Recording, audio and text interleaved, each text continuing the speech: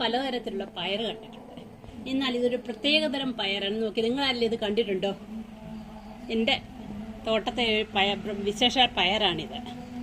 കണ്ടോ, ഇത്രയും വീതിയുള്ള ഈ ബ്രൗൺ കളറുള്ള പയർ അതീവ സ്വാദിഷ്ടമാണ്. ഇത് എണ്ണം കുറച്ചേ ഉണ്ടാവത്തുള്ളൂ. ഉണ്ടാവുന്ന പയറുള്ള ഇത്രയും വീതിയുള്ള നല്ല മണിയോട്ടുള്ള പയറാണ്. ഇത് ഏകദേശം ഒരു 6 മാസത്തോ, സാധാരണ പയറൊക്കെ ഒരു 45 ദിവസം കഴിയുമ്പോൾ പോകും. ഇതൊരു 6 മാസത്തോളം കിടക്കും. പെട്ടെന്ന് നമ്മൾ പിഴുത് കളഞ്ഞാൽ പോലും അവിടെ കിടന്ന് കിളിച്ചിരും. അത്ര നല്ല ടേസ്റ്റിയുമാണ്. അതുപോലൊക്കെ വിളവും തരും. ഇതിൻ്റെ പേരാണ് നാരില്ല പയർ. ഇതുണ്ടായി വരുമ്പോൾ സാധാരണ പയറിൻ്റെ കൂടെ ഉണ്ടാവും.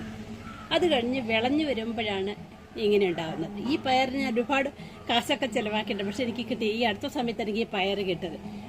2 വിത്തിന് വേണ്ടി ഞാൻ 60 രൂപ വരെ കൊടുത്തു. പയർ വിത്തല്ലേ, അപ്പം നിങ്ങൾ വിചാരിക്കും. അപ്പം അത്രയ്ക്ക് എനിക്ക് ഇഷ്ടമായിരുന്നു ഈ പയറിനോട്. കണ്ടോ, ഇതിൻ്റെ ഒരു മനോഹാരിത നോക്കി.